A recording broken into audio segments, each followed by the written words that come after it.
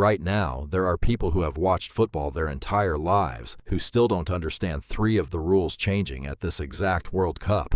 And you're about to know more than them in 8 minutes. This isn't just a rules video. This is everything. The format, the schedule, the host cities, the traps beginners fall into, and the stuff nobody explains before kickoff. Let's get into it. First, let's talk about where this thing is even happening, because 2026 breaks the mold completely. This is the first World Cup ever hosted by 3 countries at once: the United States, Canada, and Mexico. 16 host cities, matches happening from Vancouver to Mexico City to Miami. Here's the wild part. Some players will be adjusting to snow level altitude in Mexico City one week and humid coastal heat in Miami the next. That's not just travel. That's a completely different sport depending on the stadium. Now, the format. This is the biggest structural change in World Cup history. 48 teams, not 32 like every tournament before it. That's 50% more countries chasing the trophy. More teams means more group stage drama, more Cinderella stories, and yes, more blowouts too. Not every team is going to be competitive,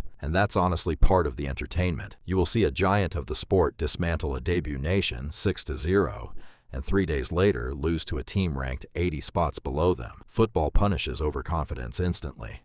Let's talk schedule, because this actually matters for you specifically. Time zones are everything here. Games kick off at different hours depending on host city, and because the US spans multiple time zones, some matches will air at noon, others past midnight. Quick tip: East Coast viewers get the easiest ride this tournament. Mark that now, because missing a knockout game because of time zone confusion is a beginner mistake you don't want to make. Now here's something almost nobody explains well: the actual structure of the competition. Teams get split into groups of 4. Everyone plays 3 games. Win equals 3 points, draw equals 1, loss equals 0. Top 2 from each group move on. Simple so far, right? Here's the twist beginners never expect. Some of the best third-place teams across all groups also sneak into the next round. That means a team can lose a game and still survive. Football rewards consistency, not just win streaks. Let's talk knockouts, because this is where the entire tournament changes personality. Group stage: a loss stings, but you recover. Knockout stage: a loss ends your tournament immediately. No next game. If the score's tied after 90 minutes, they play 30 more minutes called extra time. Still tied? Penalty kicks. 5 shooters each. Sudden pressure. One moment deciding a nation's entire summer. It's basically a coin flip designed to feel like the highest stakes moment in sports. Now, quick myth-busting round,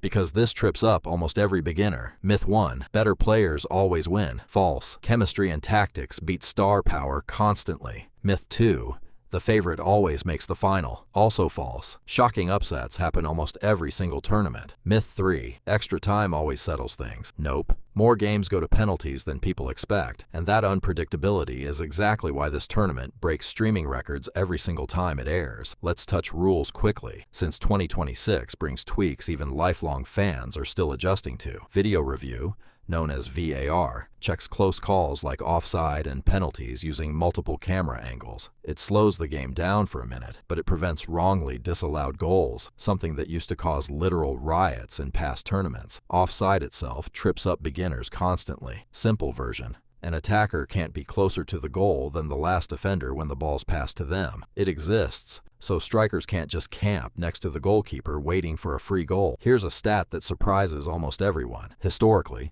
the team that wins the World Cup scores fewer than 3 goals in most of their knockout matches. This tournament isn't about flashy scorelines. It's about surviving pressure, moment by moment, mistake by mistake. So let's bring it together. 3 host countries, 16 cities, and wildly different conditions game to game. 48 teams changing the format forever. Groups that reward consistency. Knockouts that punish hesitation. VAR keeping things fair. Offside keeping strikers honest. And penalty shootouts turning grown professionals into nervous wrecks on live television. Here's the one thing to remember walking into this tournament. The World Cup isn't just decided by talent. It's decided by who handles pressure the best when there's no next game to fix a mistake.